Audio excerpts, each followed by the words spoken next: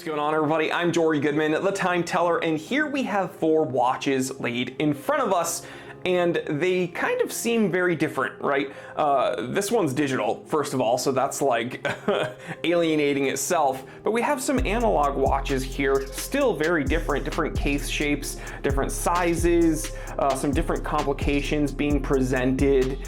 But to me, they're actually very similar. And for those of you who are familiar with my channel, these are watches that you should also be pretty familiar with. I talk about these watches, especially this one right here, a whole lot. We're gonna be talking about the similarities, about the differences, everything we can about these watches in today's hands-on review. But first, let's go ahead and tell the time. We'll use this one. It is 3:01 p.m. Let's get down to business. So, why do I have these watches here together? Well, these are my 4 favorite field watches. People have been sending me questions, whether it be on Instagram, in the comment section of my YouTube videos, asking me about field watches. And it's funny because I personally understand that watch collecting seems to be a cyclical thing, right? Our interests change and they go through cycles. I know personally I will be very interested in a genre of watch. So sometimes I'm very into dive watches, and all I want to do is consume information about dive watches, and maybe I purchase a dive watch and it scratches that itch, and then I move on to maybe like a specific complication and I learn everything I can about watches coming out with that complication, and then vintage watches with that complication, and maybe I purchase a watch with that complication and then it scratches that itch, and then I move on to maybe a dial color and I want to find all these watches with that dial color, and maybe I buy a watch with that dial color, and blah blah blah blah blah blah.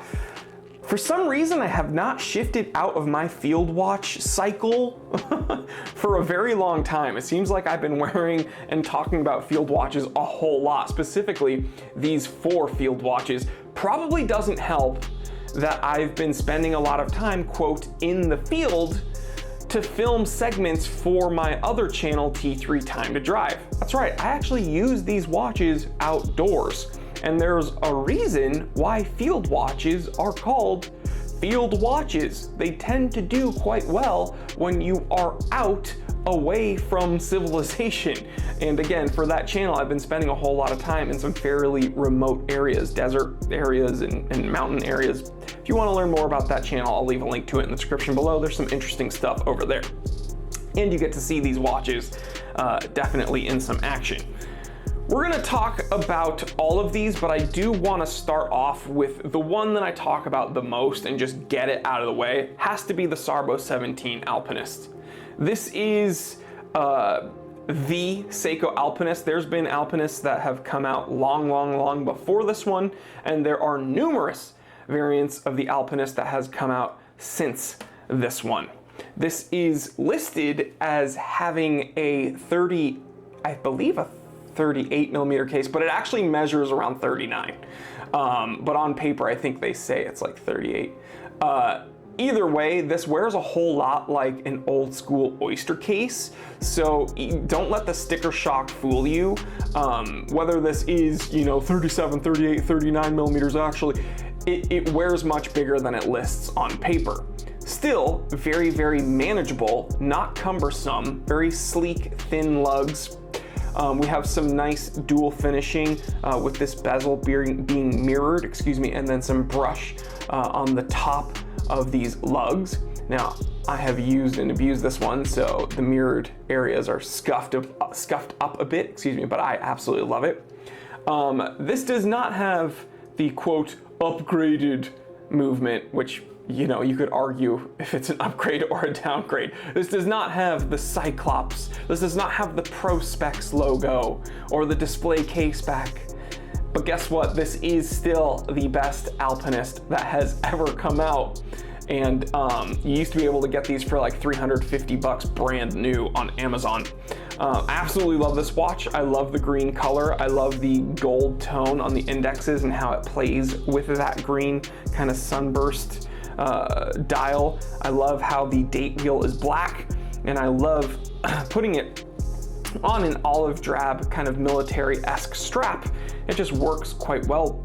the whole package works quite well with itself. And again, the factory strap that came with this watch is just atrocious, but that's pretty par for the course when we're looking at Seikos. The next watch is very similar to this one in that it also has a dual crown. Now, the Alpinist has a threaded crown for the main primary crown, which is what you would use to actuate the time, the minutes, hours, and date. But the secondary crown, which actuates an internal rotating bezel, is not threaded. Now, I've been swimming with this watch. I've had zero issues with water resistance. This Boulder Expedition Everest, which is the Boulder Expedition V1, this also has dual crowns with an internal rotating bezel, which is a compass. This has dual threaded crowns, so this kind of took the Alpinist to a new level. The only thing I can say badly about this watch is that it has a date window in a place that I typically don't like it, but for some reason on this watch, it looks great. I don't know how to explain that deviation in my preference. Everything about this watch I absolutely love. I love the sandblasted case. That blue is kind of a very interesting matte color. I love the blue and then the splashes of orange on the secondary crown and on a little pip of the second hand. I love that the date window is bordered. I really like how the indexes pop off that matte dial and how there's actually dual colored lume. The knurling on the crowns, it's silky smooth, but it also gives you a nice purchase when you are using that silky smooth crown. You do get a topographical map on a display case back showing off a Sellita automatic movement, Sellita SW201. Some minimal decoration on that rotor. It just has kind of the Boulder B insignia. Just a very, very tough, interesting watch. Now, while that Alpinist was, under 40 millimeters, this one's just above 40 millimeters at 41. Does not wear very large. It does wear larger than the Alpinist, but I think that's to be expected. Still a very manageable watch to wear. These two watches here in the middle are mechanical. Now we're gonna move on to the ones here in front of me that are not. The soulless ones, if you will. This is my Vero Workhorse. Excuse me, there's a lint on there. This Vero Workhorse has been with me on many a trip. I've taken this watch across the country. This is a Cerakote case, dual threaded crowns, so again, kind of within the theme of the episode thus far. But this has a chronograph complication. This is a Mecha Quartz movement. This has, I believe, a 120 meter water resistance rating, kind of a weird number to have for water resistance, but still more than adequate. Threaded crowns, as I mentioned, decent enough lume, very interesting case dynamic, how it's like carved and sloped, very fun to wear. This does wear a bit like a hockey puck on your wrist because of the shape and of the depth, or I should say thickness. This does come with a bull bar.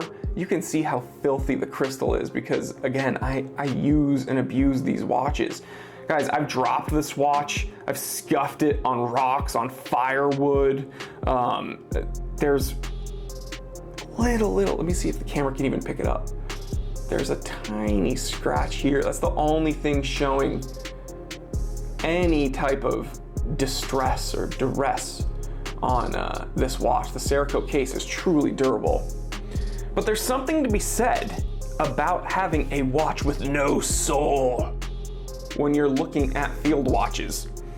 I'm going to explain to you why in a moment, but first we're going to talk about this one, which is kind of the odd man out. This is a digital watch.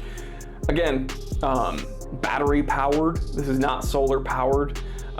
This has everything you'd want and more. This has, arguably more functions than any of the watches we just listed. Has a stopwatch, has date, month, day, time, seconds elapsing, has second time zone, stopwatch, alarms. This is just, it's incredible. Also, You go, let me see here, you have a digital compass. You also have a digital thermometer. You also have a very good backlight. The camera's probably not picking it up, but you have a very, very good backlight with this watch. And this is the factory nylon strap. You can remove this and use these little keeper things to use a single pass nylon like military strap like I would have here on the Alpinist. Now, which is my favorite out of my 4 current favorite field watches? I mean, the Alpinist is kind of my favorite watch, period, other than like my Rolex Date 1500. So this is not really fair, okay? We gotta move that. The Vero Workhorse is incredible. It is tough, it is functional, it is interesting and different, but sometimes it's too big. Sometimes I want something that lays a bit flatter.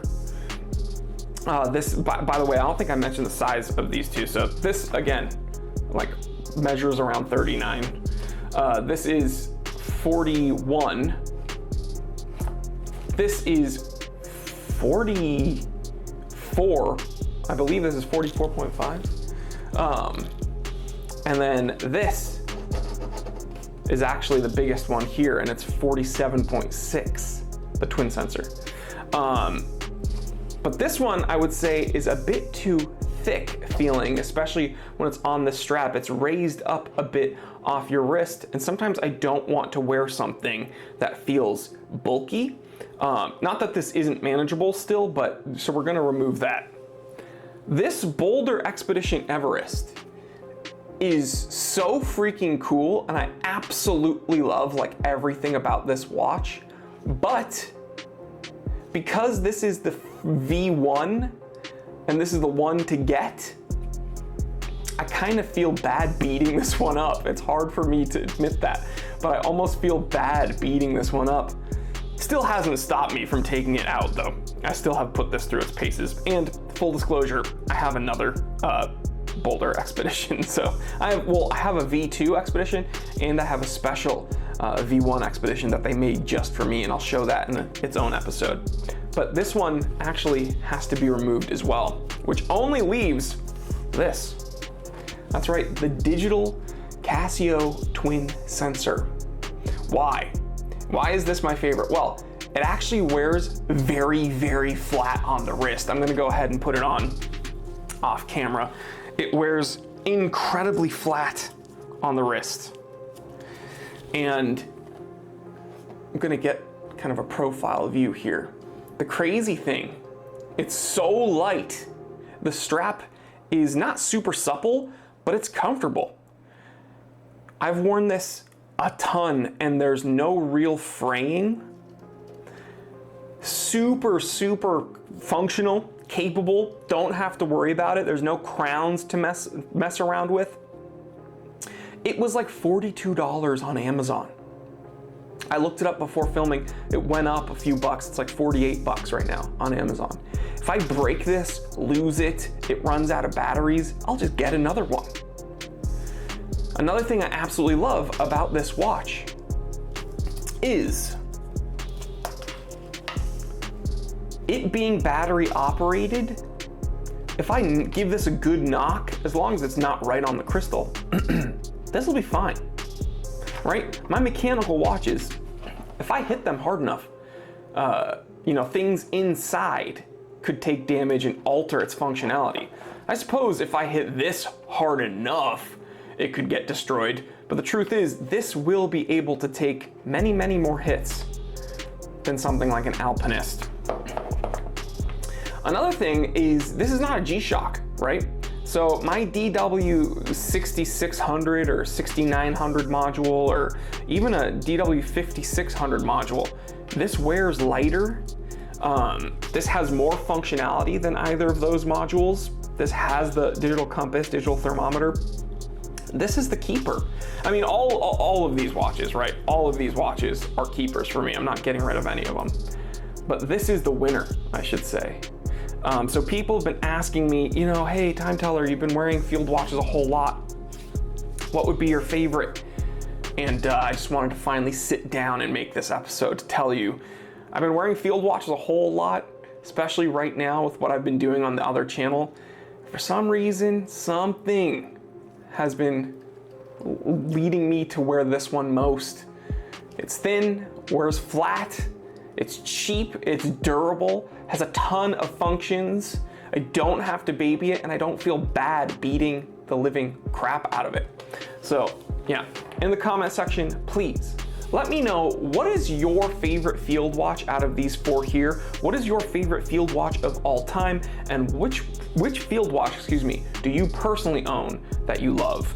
Leave it in the comment section below. I will catch you on the next one. Thanks for joining me on this hands-on review of my 4 favorite field watches. I'm Jory Goodman, the time teller, and always remember, I didn't invent time.